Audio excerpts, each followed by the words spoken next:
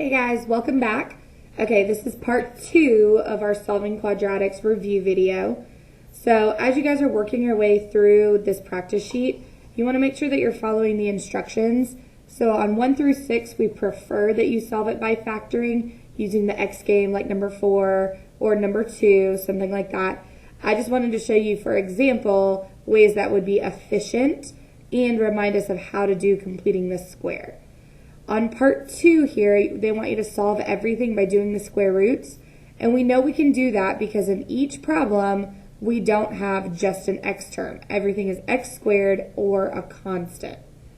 In part 3, we're doing quadratic formula. So this is where you should be singing the song in your head. And the quadratic formula is opposite of b plus or minus square root of b squared minus 4ac all over 2a.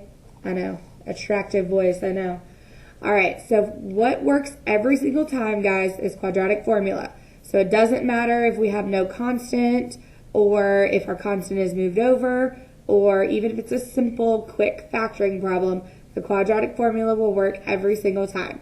So I'm going to do number 12 here using quadratic formula just so we can see one example of what that would look like.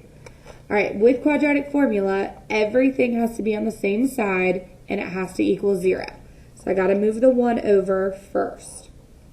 So now I've got 4x squared minus 8x minus 1 equals 0. So if I had to list it off to the side, a is 4, b is negative 8, and c is negative 1. So when I plug these values into the formula, I got to make sure to keep all the signs consistent. So if b was negative 8 and the formula says opposite of b, I'm going to start off by saying just 8 instead of negative 8 because that's the opposite. Then I've got the square root of, and remember from class, all of this jazz underneath, that's called the discriminant, and that will help tell you how many answers and what type of answer you should end up with. So we're going to do b squared, so negative 8 squared. Now notice I made sure to put that negative 8 all in a parentheses before I squared it. So when we figure out just negative 8 squared, we know negative 8 times negative 8 should be positive 64. Don't forget the parentheses or your calculator and you might get that wrong. All right, so b squared minus 4ac. Now don't forget the negative with the negative 1 for c. All right, all of that is going to be over 2 times 4. And don't forget that the a was 4. Typically, we see that as a 1. Here, it's a 4. All right, this is where we're going to get the calculator and actually figure out what the discriminant is. I like to kind of do all that stuff under the square root first. And I'm going to plug it in just like I see it. So negative 8 squared minus 4, parentheses 4, parentheses negative 1. So right now, we're figuring out all of that stuff underneath the square root. So when I hit enter, I get 80. So if I rewrite this, now I've got 8 plus or minus the square root of 80 all over 8, since 2 times 4 is 8. Now what we want to do is break down 80 to see what is that reduced. So we know it's 10 times 8, 10 is 5 times 2, 8 is 2 times 4, and 4 is 2 times 2. So we've got our factor tree broken down. So what I see here is a pair of 2's and another pair of 2's. So if I have 2 couples coming out, they will multiply. So 2 times 2 is 4. So 4 is outside of the radical. And the single 5 left behind, that's our single who's going to stay inside the radical. So now I've got x equals 8 plus or minus 4 square root of 5 all over 8. And the last thing you need to check is that this is as simplified as it can go.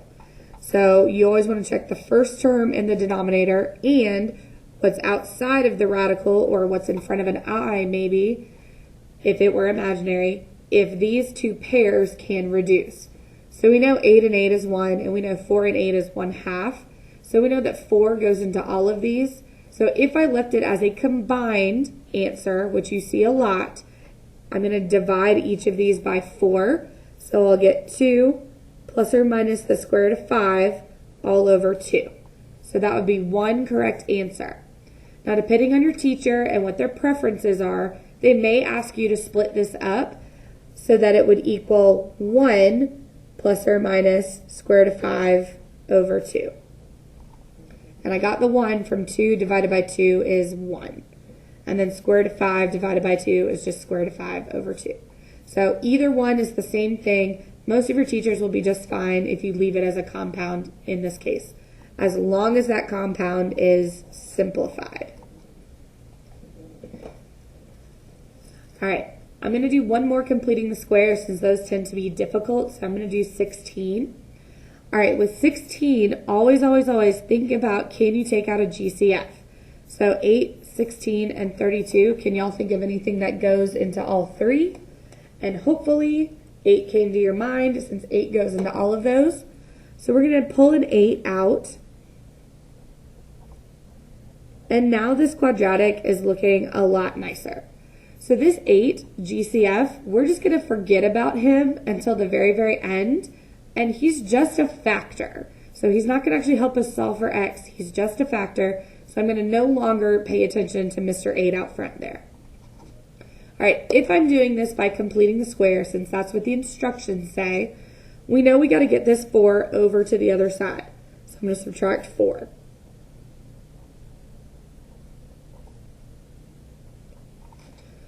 All right, now we got to look at b and divide it by 2. So negative 2 divided by 2 is negative 1. That negative 1 is our factor, so I'm putting it straight into the factored form. This is what would be the perfect square trinomial as a factor. So that negative 1 that we got, don't forget to square him. So we get negative 1 squared is positive 1. That positive 1 gets added over here to the negative 4 constant. And that's what our x minus 1 squared is going to be equal to. Negative 4 plus 1 is negative 3. And now to get rid of a square, we square root. And it looks like we have the square root of a negative number. Don't forget that when you have a square root of a negative, you have to bring it out and call it I. The square root of 3 doesn't reduce, so we're just going to make it plus or minus I times the square root of 3. Our last step is to add 1 so that we can get x by itself. So one way to express this final answer is 1 plus or minus I square root of 3. And we're done. All right, on the back side of the review sheet, you can choose any single way that works. And remember, quadratic formula works for all of them. Let's just go down each one and talk about what might be the best way to work it out. So for the first one, a is 1, and I can think of two numbers that multiply to give me 18. That would give me 11, 9 and 2. So for here, I would do quick factoring using the X game or in your head. On 18, we have a 15 that if I move over would give me a negative 14. So are there two numbers that I can think of that would give me a negative 14 that have a difference of 2? The answer there would be no, because 7 and 2 would give me negative 14, but nothing would give me 2 here. So this one is not going to factor. If this one doesn't factor nicely, you can do one of two things.